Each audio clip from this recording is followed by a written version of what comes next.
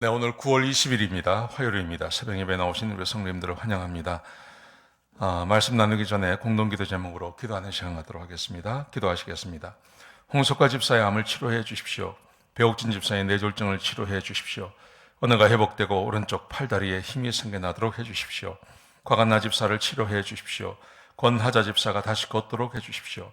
이승학 성도의 뇌종양 치료가 잘 되게 해 주십시오. 권현민 형제를 치료해 주십시오.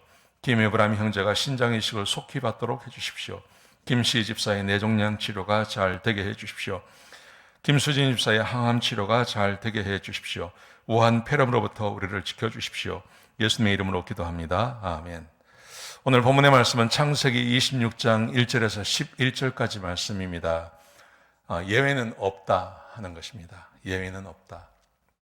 어떤 예외를 말하는 것일까요? 아무리 하나님께서 선택하셨다 하더라도 하나님의 말씀에 불순종하면 그 불순종으로 인한 고난과 수치는 예외가 없다는 것입니다. 자, 오늘 본문에 보시면요, 이삭이 아브라함이 했던 실수를 똑같이 반복합니다.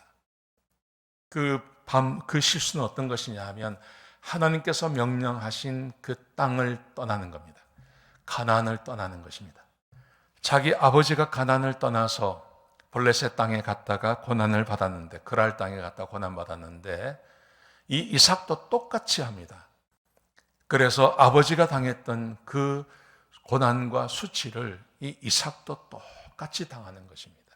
자, 어떤 내용인지 한번 같이 한번 보시겠습니다. 1절에 보시면요, 이렇게 되어 있습니다. 이삭이 아브라함 때 첫 번째 흉년이 있었는데 또 흉년이 찾아왔습니다. 그 첫 번째 흉년이 언제입니까?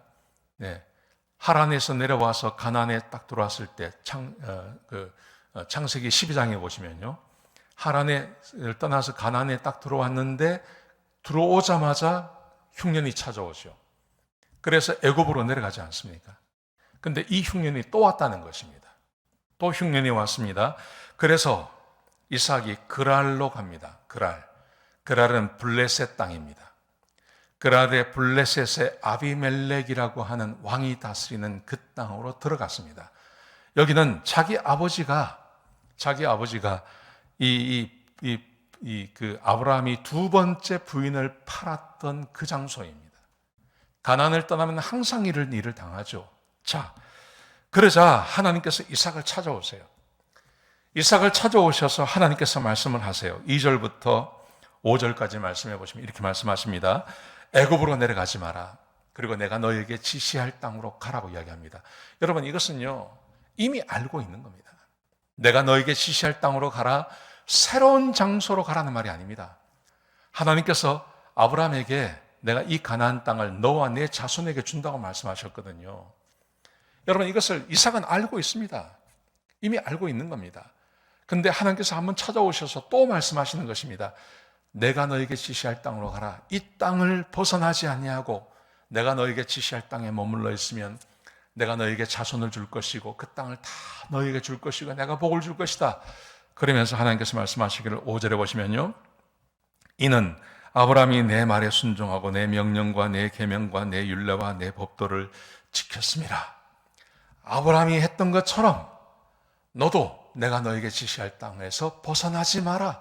근데 그 땅이 어디입니까? 가나안입니다. 이미 알고 있는 겁니다. 자, 그런데 오늘 본문에 보시면 이삭이 가나안으로 가지 않습니다. 그냥 그 그랄에 머물러 버립니다. 그랄에 머무르니까 무슨 일이 벌어질까요? 예, 아버지가 첫 번째 애굽에 내려갔을 때, 그리고 자기 아버지 아브라함이 이 그랄 땅에 왔을 때와 똑같은 일이 벌어지는 겁니다. 첫 번째 두려움이 찾아오는 겁니다. 자기 부인 리브가를 보니까 너무 이뻐요. 이 리브가가 자기 부인이라고 하면 자기를 죽이고 리브가를 뺏어갈 것 같아요. 자기 아버지가 했던 거하고 똑같은 마음이 드는 겁니다. 하나님께서 명령하신 땅을 벗어나면 이런 일이 벌어지는 겁니다. 그래서 그랄 주민들에게 리브가가 자기 부인이 아니고 자기 여동생이라고 이야기를 합니다. 자, 그런데 그랄 주민들이 이 리브가를 빼앗아 가지는 않습니다.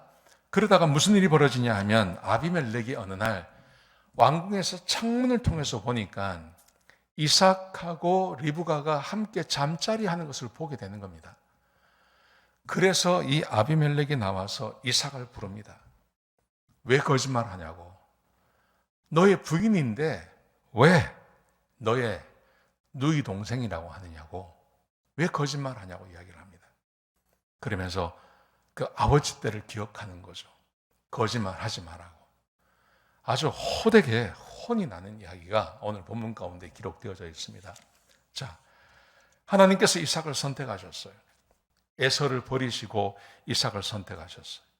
하나님의 자녀가 되었어요. 구원받은 하나님 백성이 되었습니다. 여러분, 그렇다고 해서요, 하나님 말씀에 불순종하고 하나님 말씀대로 살지 않아도 아무 일도 생기는 거 아닙니다. 거기에는 하나님 말씀에 불순종할 때 똑같이 죄에 대한 대가는 치르게 되어 있습니다. 고난과 수치를 당하는 일이 그에게 생겨나는 것입니다. 요즘 우리 복음주의 안에서 어떤 분들이 그런 말을 하죠. 우리는 하나님의 백성이고 우리의 과거의 죄, 현재의 죄, 미래의 죄까지 다 사하셨기 때문에 죄를 지어도 상관이 없다. 아닙니다. 성경에 그렇게 말씀하신 적이 단 한 번도 없습니다. 우리의 죄를 사하셨기 때문에 우리가 죄를 지어도 상관이 없다는 말씀이 성경에 없습니다. 하나님께서는 우리를 구원하신 목적이 하나님 말씀에 순종해서 복을 받게 하시려고 하나님께서 저와 여러분을 구원하신 것입니다. 여러분, 그러므로 예외 없습니다. 예외 없이 범죄하고 죄를 지으면 고난받게 되어 있습니다. 그러므로 하나님 말씀에 순종해야 할 줄로 믿습니다. 하나님의 말씀에 순종하시며 하루를 지내시는 저와 여러분 되시기를 주의 이름으로 축복합니다. 기도하시겠습니다. 아버지 하나님, 귀한 말씀 주셔서 감사합니다. 하나님, 범죄하지 않고 죄짓지 않고 살게 하여 주옵소서. 아브라함이 지었던 죄를 이삭이 반복해서 지었습니다. 그리고 똑같은 수치와 고난을 당합니다. 하나님, 이 본문의 말씀이 우리에게 가르치고 말씀하시는 것이 있습니다. 범죄하거나 죄짓지 않게 하여 주옵소서.